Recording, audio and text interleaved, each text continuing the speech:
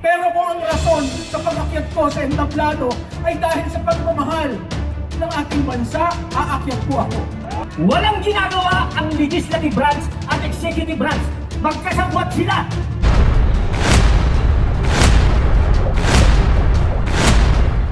Malaki ng problema na ginawa sa bansa. Kung may ginagawang check and balance ang legislative branch at judicial branch, wala tayo dito ngayon. Walang ginagawa ang legislative branch at executive branch. Magkasabwat sila. Kaya tayo nandito ngayon. Ang judiciary, napakabagal humusga sa dapat nilang husgahan. Kaya tayo nandito ngayon. Ang executive branch, nagagamit nila ang PNP at military para proteksyonan sila ng mga nagnakaw sa bansa. Kaya tayo nandito ngayon.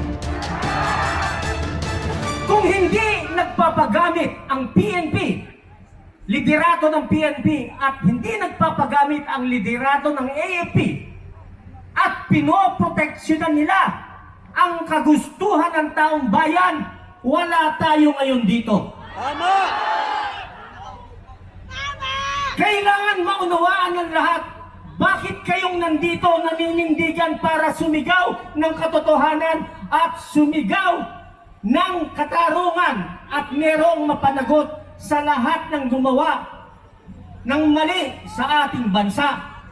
Walang problema bawat isa. Pero bakit kayo nagtitiis rito at nagsasakripisyo? Yung iba nasa bahay nila at sinasabi, bahala kayo sa buhay niyo. Hindi nila naisip, pag naipanalo natin ang laban, naitama natin ito, sila man ay makikinabang sa kanilang tahanan. Yes! Tama! Gusto kong maunawaan ninyo, bakit tayo nandito ngayon at naninindigan? Kasi kung hindi tayo sisigaw, titigilan natin ang pagsigaw. Mananahimik tayo, lalong magpupunyagi ang mga magnanakaw at walang tigil nilang sasairin ang natitira pang kaban ng bayan. Tama! Yes! Anong gusto natin? Tumahimik na lang ba tayo? Kayong nandito, doble ng dami ng nakaraang linggo. May guguhit ang bawat isa sa inyo at ipagmamalaki kayo ng inyong mga anak. Sa kinabukasan, magiging parte kayo ng history ng bansang ito.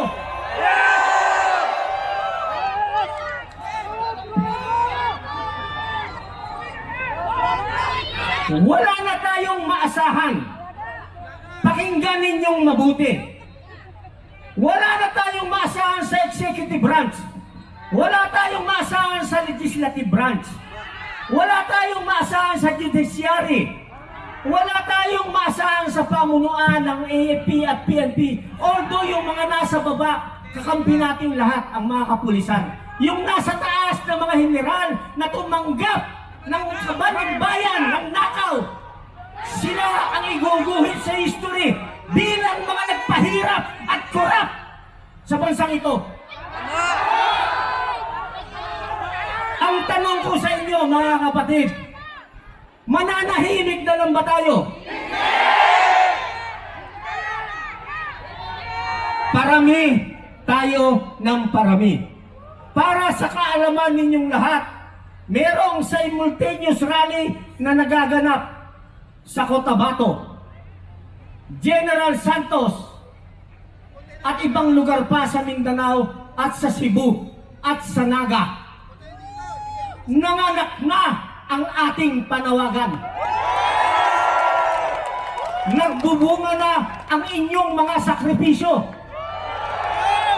Hindi ba natin minsan nauunawaan na natatakot ang mga demonyo na nakaupo sa gobyerno na hindi tayo ang nagupo? Pakinggan nyo. Kaya ganito ang bansa natin, hindi yung mga totoong ibinoto natin ang nakaupo. Sila ay naupo dahil sa daya ng Smartmatic.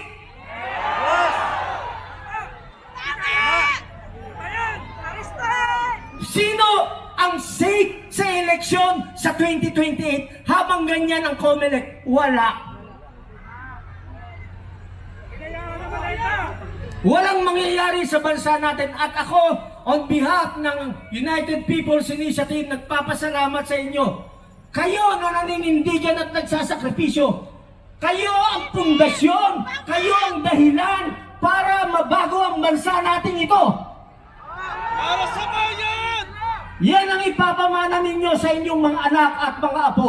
May ginawa tayo, may ginawa kayo para mabago ang bansa natin.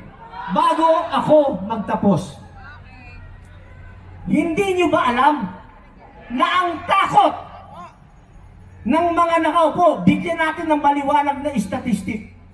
Pag samasamahin mo lahat ng national and local government official, ilagay mo na 2 milyon sila lahat, more or less.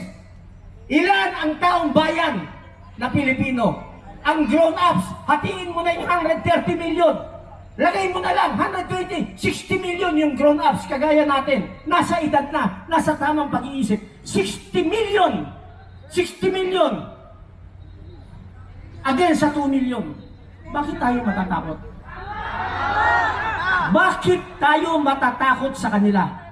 Wala tayong ibang gawin, kundi linggo-linggo Luzon, Visayas at Mindanao. Habang umabot tayo ng 1 milyon sa Luzon, 1 milyon sa Visayas, 1 milyon sa Mindanao, matatakot na ang mga demonyong nakaupo sa gobyerno.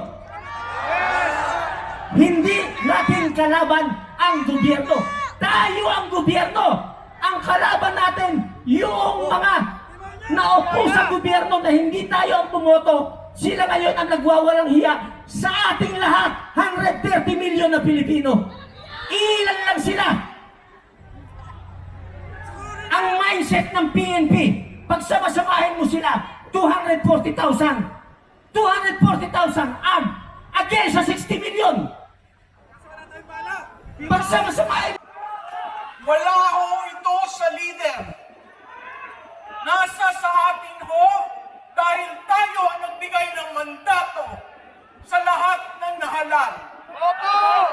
At siyang lahat na nahalal, hindi makapagsalita dahil lahat sa kanila nagbenepisyo. Ang hindi namang nagbebenepisyo tayong mga Pilipino. Kaya napakalaki ho ng pasasalamat namin, lalo na ng mga organizers, na kayo ay pumunta dito, na tayo'y nagkita-kita, at tayo ay naihihaing natin ang ating kalooban. Alam ba ho nyo na ang utang ng Pilipinas ay 18.5 trillion na? At ang bawat Pilipino ay may utang na 164,000. Yan ang mga buntis na hindi pa nanganganak. May utang na ang inyong anak. At ang bawat pamilyang Pilipino ay may utang na 674,750. Aray mo! Ang laki ho, no? Pero ang pagbabayad ng VAT, tayo rin ho yun. Ama ho, pag tayo ay bumili, may VAT. Pag tayo ay nagbayad ng elektrisidad, may VAT. Pag tayo ay online, gusto na rin nilang ilagyan ng VAT. Aray mo! Okay? Ba't ganon, sabi ni Sir? Tama ho yun. Kaya kailangan ang gobyerno ay maging responsable at accountable sa taong bayan. Ngayon, sana ho, pagdating sa 2028, maghalal tayo ng bagong muka. Yung kayang ipaglaban tayo, yung hindi magnanakaw, at hindi magkukuble sa responsibilidad nila na magkaroon ng maayos na flood control dito sa ating bayan. So, hindi na ho ako magpapakahaba. Labanan po natin ang korupsyon. Pasukin ang Malacanang! Huwag naman yan, sir. Baka lahat tayo mahuli, no? Sa bagay, hindi nila kaya ilagay lahat ng taong ito sa kulungan, no?